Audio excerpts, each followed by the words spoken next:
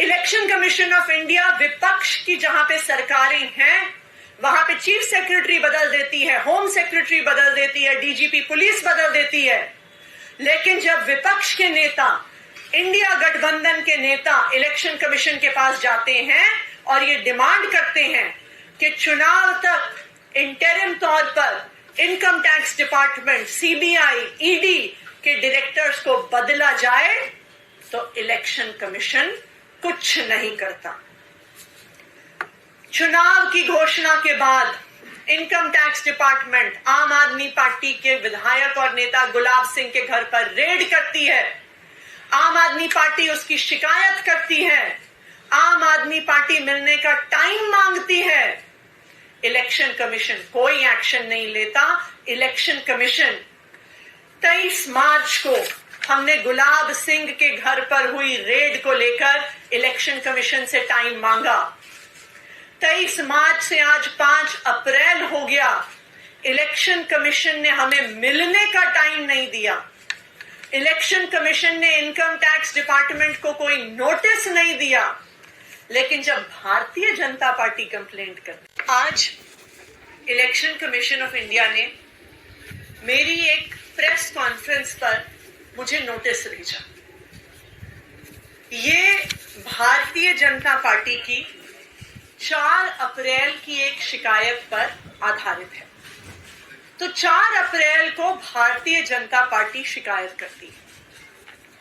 5 अप्रैल को 11:15 पर सभी न्यूज चैनल्स पर फ्लैश होता है कि इलेक्शन कमीशन ऑफ इंडिया ने आम आदमी पार्टी की नेता आतिशी को नोटिस भेजा। हर चैनल पर यह न्यूज चलने के बाद 11:15 पर यह न्यूज टीवी पर चलती है और उसके आधा घंटा बाद 11:45 पर मुझे एक्चुअली नोटिस मिलता है। नोटिस मुझे ईमेल किया जाता है। इसका मतलब इलेक्शन कमीशन ऑफ इंडिया के नोटिस की खबर पहले भारतीय जनता पार्टी मीडिया में प्लांट करती है, उसके बाद election commission of India notice देती है। आज मैं इस देश की इलेक्शन कमीशन से पूछना चाहती हूं, क्या आप भारतीय जनता पार्टी का एक अनुषांगिक संगठन बन गए हैं? जब enforcement directorate model code of conduct लगने के बाद एक सिटिंग चीफ मिनिस्टर, एक ऑपोजिशन के प्रमुख चेहरे, देश की 6 नेशनल पार्टीज में से एक के नेशनल कन्वीनर को गिरफ्तार करती है, तो क्या इलेक्शन कमीशन ईडी को नोटिस भेजती है? जब इनकम टैक्स डिपार्टमेंट देश की एक बड़ी ऑपोजिशन पार्टी कांग्रेस पार्टी का बैंक अकाउंट सील करती है, तो क्या election commission income tax department को नोटिस भेजती है? जब income tax department CPI CPM को बरसों पुरानी उनकी फाइलिंग के बारे में, उनकी रिटर्न्स के बारे में चुनाव की घोषणा के बाद नोटिस भेजती है, तो क्या इलेक्शन कमीशन केंद्र सरकार की इनकम टैक्स डिपार्टमेंट को नोटिस भेजती है? इलेक्शन कमीशन ऑफ इंडिया की आंखों के सामने केंद्र सरकार, भारतीय जनता पार्टी शासित केंद्र सरकार सीबीआई का, ईडी का, इनकम टैक्स डिपार्टमेंट का खुलेआम मिसयूज कर रही है इलेक्शन से पहले। इलेक्शन कमीशन ऑफ इंडिया विपक्ष की जहां पे सरकारें हैं वहां पे चीफ सेक्रेटरी बदल देती है, होम सेक्रेटरी बदल देती है, डीजीपी पुलिस बदल देती है। लेकिन जब विपक्ष के नेता, इंडिया गठबंधन के नेता इलेक्शन कमीशन के पास जाते हैं और ये डिमांड करते हैं कि चुनाव तक इंटरिम तौर पर income tax department, CBI, ED के डायरेक्टर्स को बदला जाए, तो इलेक्शन कमीशन कुछ नहीं करता। चुनाव की घोषणा के बाद इनकम टैक्स डिपार्टमेंट आम आदमी पार्टी के विधायक और नेता गुलाब सिंह के घर पर रेड करती है। आम आदमी पार्टी उसकी शिकायत करती है। आम आदमी पार्टी मिलने का टाइम मांगती इलेक्शन कमीशन कोई एक्शन नहीं लेता। इलेक्शन कमीशन 23 मार्च को हमने गुलाब सिंह के घर पर हुई रेड को लेकर इलेक्शन कमीशन से टाइम मांगा। 23 मार्च से आज 5 अप्रैल हो गया, इलेक्शन कमीशन ने हमें मिलने का टाइम नहीं दिया। इलेक्शन कमीशन ने इनकम टैक्स डिपार्टमेंट को कोई नोटिस नहीं दिया।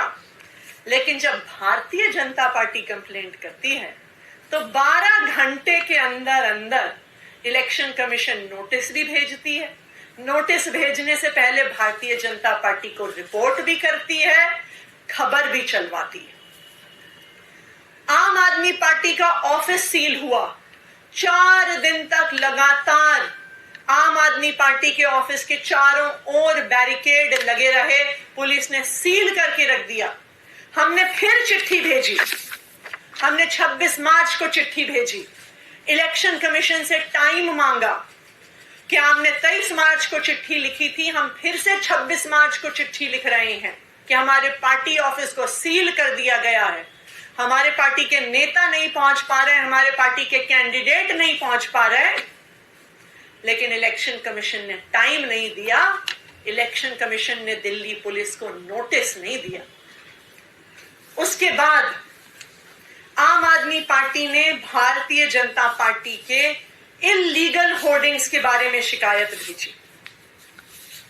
हमने 29 मार्च को, फिर 1 अप्रैल को, आज फिर से 5 अप्रैल को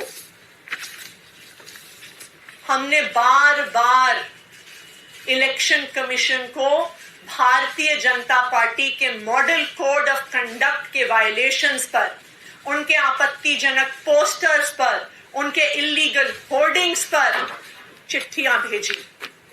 लेकिन ना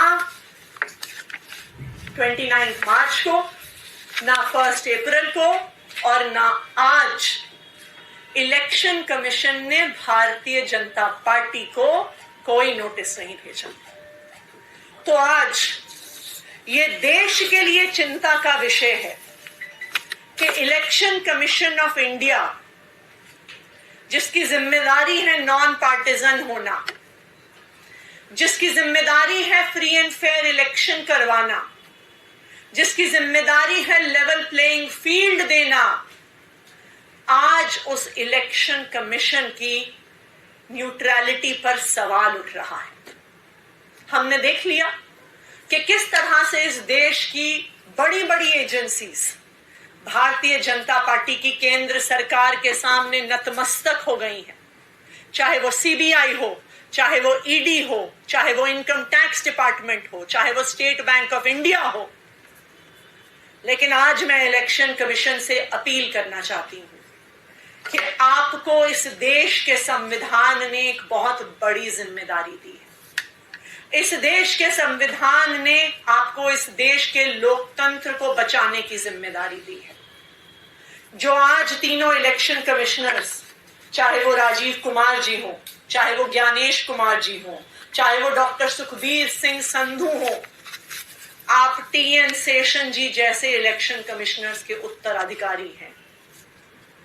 आप एक ऐसे इलेक्शन कमीशन को आज चला रहे हैं जिसको पूरी दुनिया देखती है, जिसकी पूरी दुनिया तारीफ करती है कि भारत जैसे देश में आज तक कभी चुनाव की निष्पक्षता पे सवाल नहीं उठा।